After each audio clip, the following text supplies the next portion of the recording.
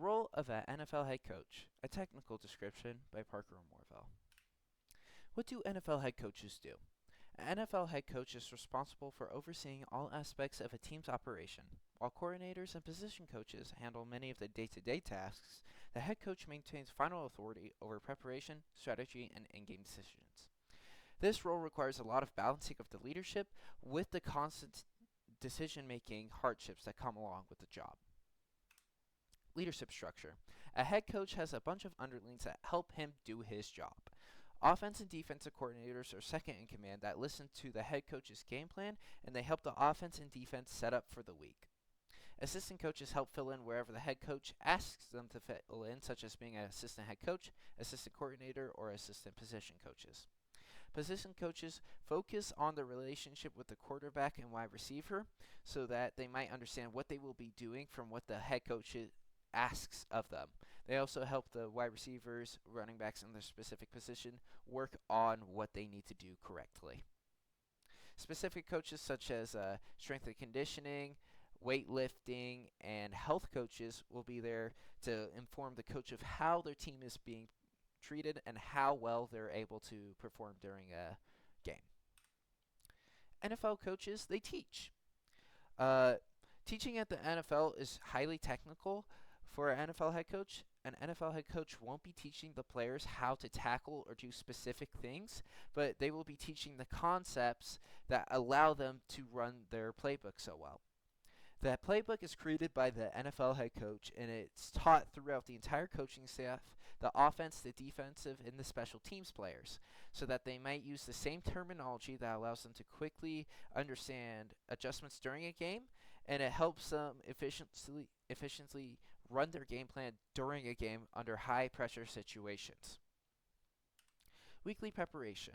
An NFL head coach's head work follows a structured weekly cycle. Film study informs of practice planning, practice execution that refines the game plan that the head coach sets up, and each stage of preparation builds on the previous one, creating a system that allows the coaches to make informed decisions on game day and allows the players to be prepared. Film study. What do NFL head coaches analyze? During film study, the coaches will analyze the personnel groupings such as 11, 12, and 21 man formations on the offense. The first number is the amount of running backs on the field. The second number is the amount of tight ends on the field. It will also allow all the coaches to come together to understand the offense, the defensive schemes that they are going to be running against the opponent, and what the opponent will be trying to run on them.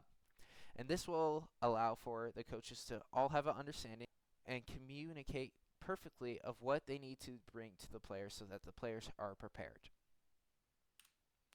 How does the film affect the team? During this, the coaches will gather the intel and show the players on what they need to do. As shown in the image, it's showing how the defense is running this coverage. This zone is wide open for this receiver right here, so they would use this to show the offense and the defense on what they should be doing during a play and what to expect from the other team. This will help the players understand what the coach's game plan is, and it will allow the players to be able to do the correct things even when they can't communicate with the coaches during the play or during high pressure situations when there's a no huddle offense going on. Practice structure. NFL practices are carefully scripted and organized into time periods.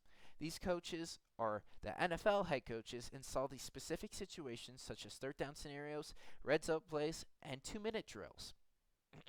These allow the players to be prepared during the game, and it allows for the other coaches to be prepared for what's going to happen during these high-pressure situations. This practice is also limited by the league, which restrict the amount of time teams can spend on the field during a day during practice so that they might be able to protect their players and make sure that they're not getting too much of a competitive advantage by getting more practice time. Repeating this until perfection. During the off-season, this is one of the key things that a head coach has to do. They have to help their team find identity by finding what will work for their offense and what will work for their defense, and how they will run this offense and defense with their schemes and their personnel groups. During the off-season, it's about finding themselves. But during the regular season, it's about preparing for the opponents that are coming up to them. So there's an entire repeating of this process during the off season and during the week following up to your game that helps your team be prepared against the specifics of what the other team is going to try against them. And that's what a head coach has to do to prepare for his team. Play calling. Play calling at the NFL level requires highly organized play sheets. As you can see right here, this is an average coach's playbook. As you can see at the top right here, there's a second and third down run plays that allows the coach to effectively communicate what play he wants his team to do on third and second. That allows them to do a run play, and it allows the players to understand what's going to happen. As you see right here, this is a headset that they will usually use to communicate with the players.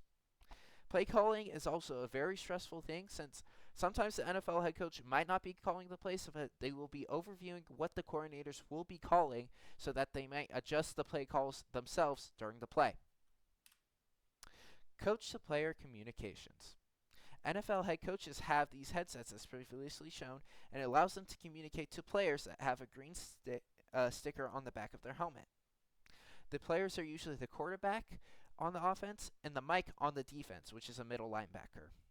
It allows the coaches to communicate to the players effectively what play calls they want, what adjustments they should be looking for, and how to read the opposing offense/defense. This will help allow them to win, or at least give them a better chance to make the correct play on the field by keeping their players informed. In-game changes. During games, coaches receive real-time stats from up in the booth and from seeing what they are seeing on the field. They have to make these in-game adjustments that are limited by time, such as between plays and such at halftime. Coaches have high-stress situations that they have to be able to handle so that their team might have the correct play calls on the field so that they might win. They also have to adjust how players might be playing during the game, and they might have to check their players if they're causing too many penalties, which is extremely stressful for the coach because the coach has to make sure his team is reliable. Managing the unknown.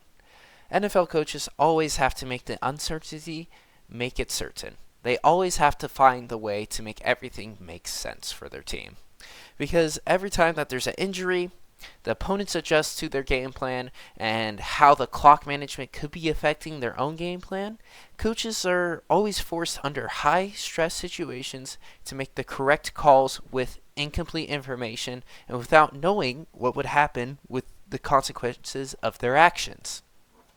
Effective coaching always requires you to always look ahead and see the risks and the trade-offs of what would happen during your certain play call, such as going for it on fourth down, which could lead for a touchdown for you or a touchdown for the other team. In conclusion, the NFL head coach's role extends far beyond leadership and just motivation and speaking.